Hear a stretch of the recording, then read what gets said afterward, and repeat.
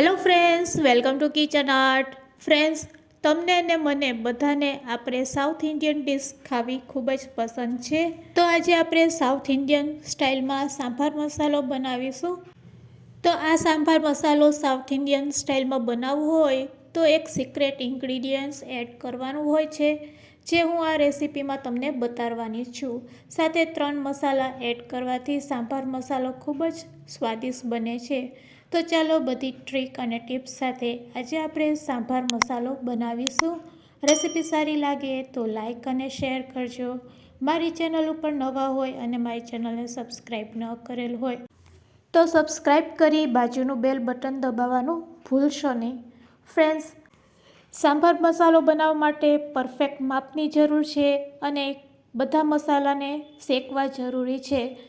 આ બધા મસાલાને આપણે એકસાથે નહીં શેકશું, એક એક કરીને શેકશું, કારણ કે બધાનો ટાઈમ અલગ અલગ હોય છે. અમુક મસાલા ઝડપથી શેકાઈ જાય છે, અમુકને સમય લાગે છે. તો ચાલો હવે આપણે ગેસ તરફ જાશું. કયા મસાલાને કેટલી ક્વોન્ટિટીમાં લેવો તે પણ હું તમને શેકતી વખતે જણાવીશ. તો સૌથી પહેલાં આપણે આખા ધાણા લેવાના છે. હવે જો તમે વાટકીના માપથી ધાણા લેતા હોય તો એક નાની વાટકી, અને ચમચીના માપથી કહું તો 5 ચમચી જેટલા આપણે ધાણા લીધા છે. હવે આ ધાણાને આપણે શેકવાના છે. અહીંયા આપણે પેનને પહેલાં ગરમ કરી લેશું અને ગરમ કર્યા પછી ધાણા એડ કરવાના છે અને ધાણાને લો ફ્લેમ ઉપર આ રીતે આપણે શેકી લેશું. આ રીતે રોસ્ટ થતા ધાણાને 2 મિનિટ લાગે છે. અહીંયા આપણે કલર ચેન્જ નથી કરવાનો. બસ આ રીતે ધાણા શેકાયા પછી હલકા થાય એટલે તેને પ્લેટમાં કાઢી લેવાના છે. હવે તે જ પેનમાં આપણે ચણાની દાળ લેવાની છે. તો ચણાની દાળ અહીંયા મેં 4 ચમચી લીધી છે, એટલે કે ધાણા કરતાં 1 ચમચી ઓછી આપણે ચણાની દાળ લેવાની છે. અને ચણાની દાળને રોસ્ટ થતાં વાર લાગે છે, એટલે ધાણા કરતાં થોડોક સમય લાગશે. તેનો પણ કલર ચેન્જ ન થવો જોઈએ. તો ચણાની દાળ શેકાઈ ગઈ છે. હવે આપણે અડદની દાળ લેશું, ફોતરા વગરની.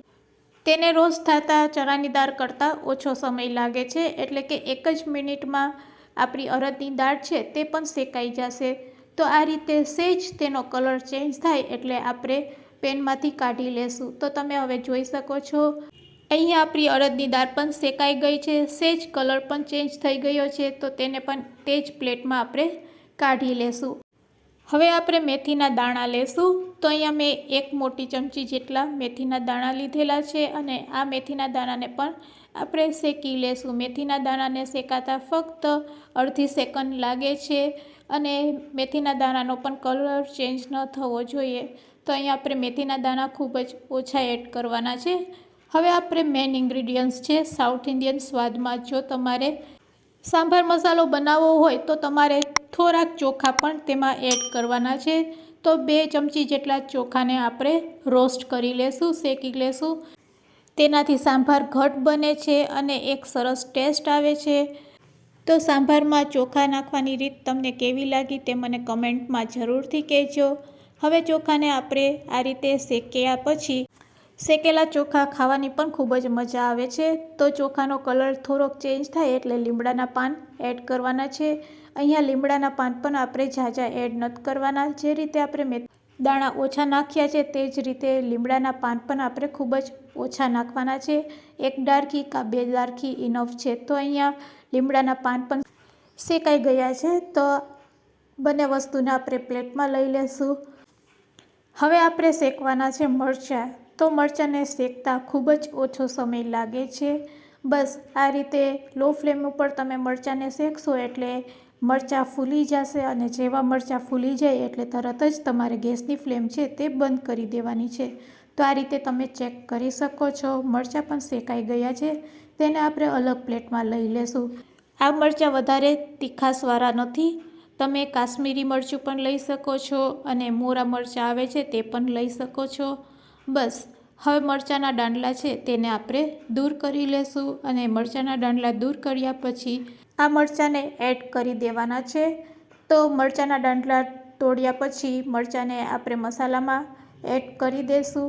આ મસાલાને હવે આપણે ગ્રાઇન્ડ કરવાનો છે, પણ તેની પહેલાં આપણે તેમાં 3 વસ્તુ એડ કરશું. ચપટીક હળદર એડ કરશું, ચપટીક કાશ્મીરી લાલ મરચું પાવડર એડ કરશું અને સાથે ચપટી હિંગ પણ એડ કરવાની છે. તો આ રીતે 3 મસાલા આપણે ઉપરથી એડ કરવાના છે અને હવે મસાલાને એક વખત આપણે ચમચીથી મિક્સ કરી લેશું. બસ હવે મસાલો છે સાંભાર બનાવવા માટે રેડી છે. તેના માટે આપણે મિક્સર જાર લેશું અને મિક્સર જારમાં તેને ગ્રાઇન્ડ કરી લેશું.